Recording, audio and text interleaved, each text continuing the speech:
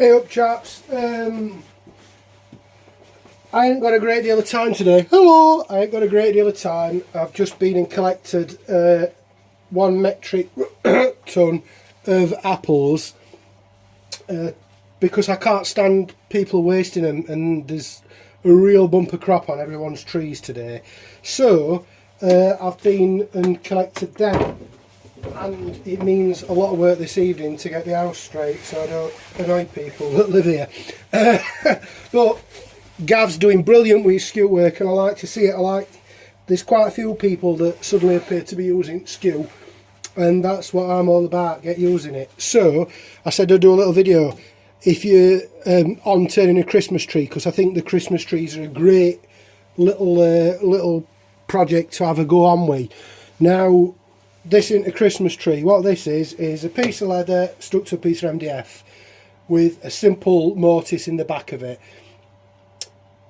If you haven't got leather, just use the MDF, it'll work just as well.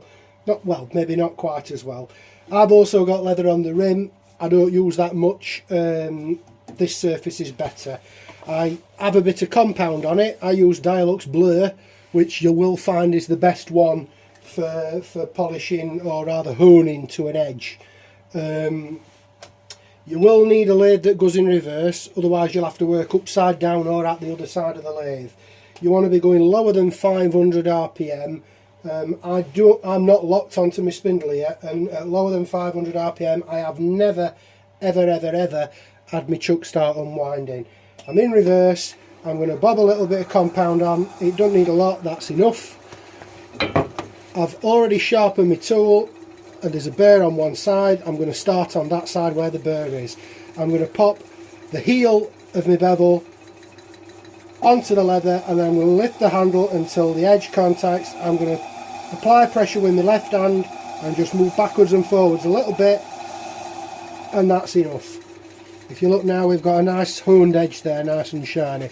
How close can I get to show you that and it's still focus? And then same with the other side. Heel, lift, contact the edge, backwards and forwards a little bit, using my body backwards and forwards, not the arms, easy to control that. And there we have it, honed edge. And the test, does it bite into my fingernail or does it move sideways? It bites in. Sharp enough for me. You can do it with a gouge. The gouge I'm going to use today is it's 12mm, because it's the one that's come off sharpest today. Same trick, but you're going to have to work in a bit of a rotation. Don't point your edge down into the direction of rotation, otherwise you will slash the leather off. Ask me how I know. So I'm going to contact the heel, and I'm going to roll in till I can see the edge right at the tip of that wing, make contact, and then I'm going to rotate round, just contacting the edge all the way onto this other wing, and then work back the other way. Now this is actually a brand new chisel. This, you'll still see some of the machining marks, but if you look right along the edge, it's honed, it's bang sharp. What this will gain you is, if you're doing a run, instead of having to jump back onto the grindstone, you will give your tools much longer if you just give them a quick hone on this. So I do 4 or 5 trees quick hone. At that stage I'd be going back to the grindstone and spending a lot longer. If you don't want to be sticking it on and off your chuck, there's another way of doing it, is mount it onto either a second lathe or some other kind of rotary device, grinder, but grinders are generally too fast. Another trick you can do, you see I've got 2 here, and I've got one with adhesive sandpaper on. A better trick, drill all the way through your MDF, use your wood screw or your worm screw, whatever you want to call it, and have your sandpaper on one side and your leather on the other, or just compound on the other, and just flip it over onto the worm screw, flip it back, and you can bring up an edge on a skew pretty nice and easy like that. Right, that's a bit short, and it's also on the floor now. Oh dear. So pine, little over 1x1. It's just some dimensional timber I'd got left, so I ripped it down into quarters. I think it was 4, yeah, it'd have been 4x, so might have been a bit over, because they look more than an inch, don't they? Yeah, so ripped it roughly square, run it through thickness planer to get it square. What I haven't done, which saves you a lot of time, is use the chop saw to dimension it lengthways, because in that, if you do that, you end up with a flat surface that'll reference against the back of your jaws, meaning that you don't have to use your tailstock to line it up. I like my tailstock there for support because it's pine. It will pull out at jaws if you're a bit aggressive, and I'm not subtle. What I'm going to do is I'm just going to contact the tip of my tailstock there, bring my tool rest up, drop it a little bit because I noticed last night it was a little bit high. Bring my tool rest up. I was awake in the middle of the night, so I came in and did half hour. And I'm going to just rotate and see if that looks close to centred, and it does. So I'm going to advance a bit of pressure from the tailstock. I'm really going to clamp down nice and hard on the chuck. There we go. Make sure it clears, and it does, and up to speed. I'm going to pop the old trend on because I'm without extraction at the minute. So if you can't hear me, I apologise. I'll put some in the comments. I'm going to put my lights on. Excuse me. So first tool, big roughing gouge. Just take some of the meat off.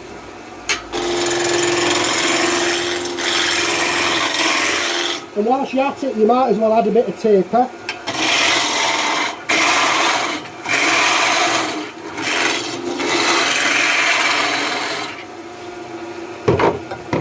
Skew, anchor, bevel, left, cut. I should have put a stop cut there really first. So, peeling cut, and I'm into round wood there now, so I can trail back and do a planing cut, forwards and reverse.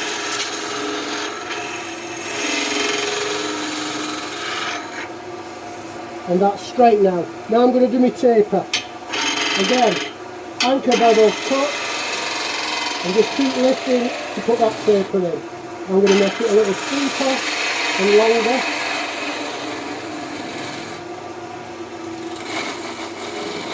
Peeling cut.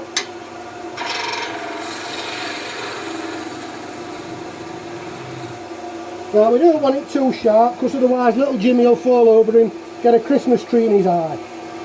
Let me move that out of your way. So again, pick up, make it nice and circular.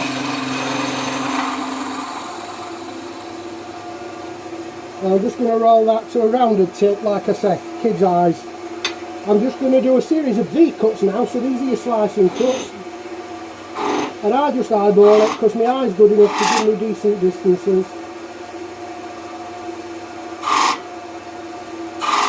And then all we're going to do, starting at this end, is we're just going to pick up a planing cut and roll a slight bead into the bottom there, up to the stock cut we've made.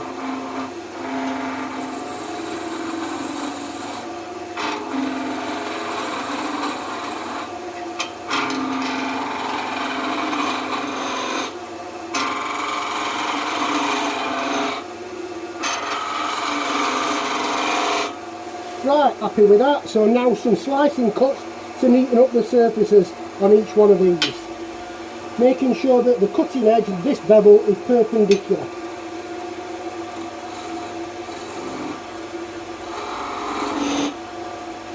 You can then use the tip to just take that bit of fluff away. Again, slicing cut. Just describing an arc. I put a little bit of mark on the work there, but we can probably sand that out. Now, peeling cut again. With inch skew it can be a bit difficult, so I'll start and I'll put a little bit in, reduce a bit, flip, reduce a bit more.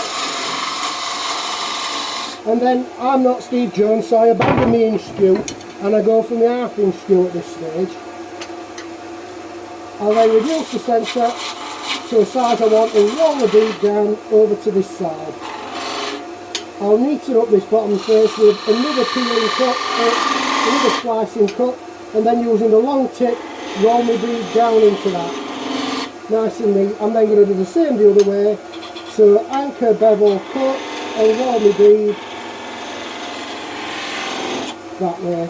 Another slicing cut just to neaten things up, and use the tip to take any fluff out. In fact, let's use the tip and just neaten that all together. There we go. Right, that needs to have a bit of fluff taken off with another planing cut. Feels like there's a bump, but I think it might be something in the wood. So I now like to do a little V cut, and then over to his bell gouge and just make it look like a plant pot. Rotate it body down.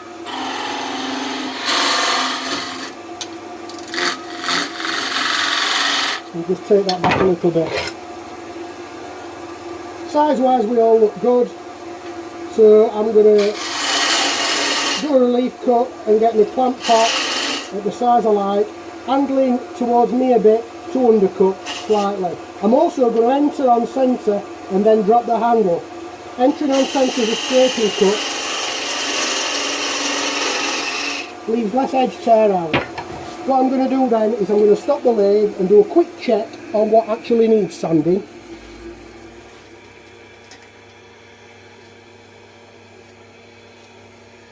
And I mean, to be fair, looking at that, as you can see, you could probably get away. Let's have a look. You could get away with a lot of it. You can't get away with this. This bit of tear out, that's my mess. So I'm going to go in and tidy that up before we finish off. But as you can see with everything else, it don't really, there's another one there, but it is after all scrap wood. Can we zoom in a little bit for you there?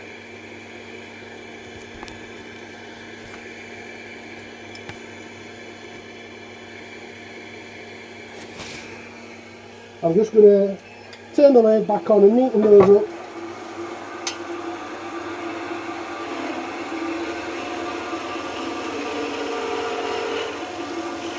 Give it a little bit of hand support there.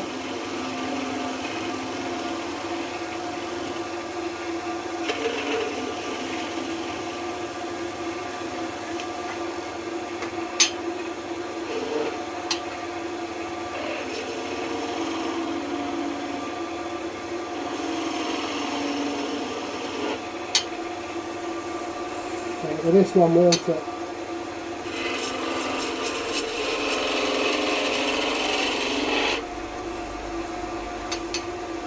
Now this one looks a little bit big, so let's reduce that whilst we're at it.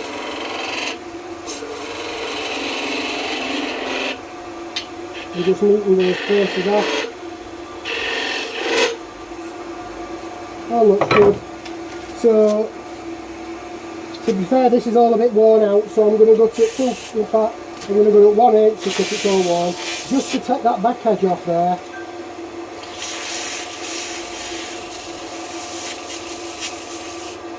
And to shape this centre.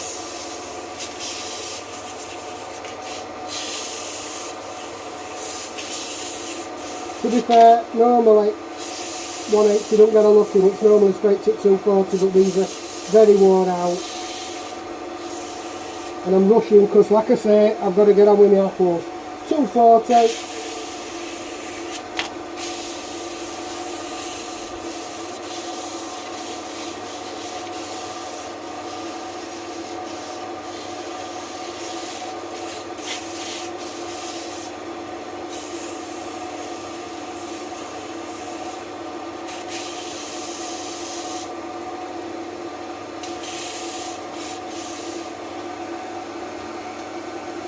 $3.20.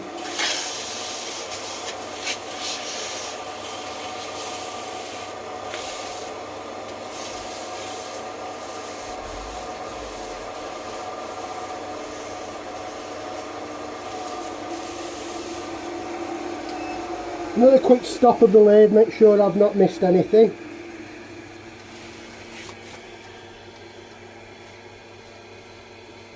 There's a couple of tiny nicks here, but I'm not crying about them. because this is just demonstrating for you guys. So back up to speed and part her off.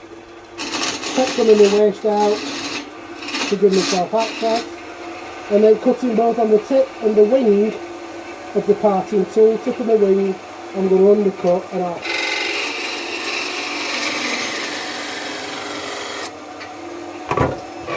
Now it's construction pine, so there's going to be a little nubbin in the centre, and we're just going to take that off with a skew. Like I said, they don't need to be perfect, these are for kiddies to paint up, so we're doing them at a price point. And to be fair, it's more about the skew practice, so can you see? Can we zoom out a bit there? Yes we can. Christmas tree, and what's that? 5-10 minutes, bit of skew practice. Yeah, a couple of little nicks there, I've not got it perfect, but it'll take some paint that, and Merry Christmas.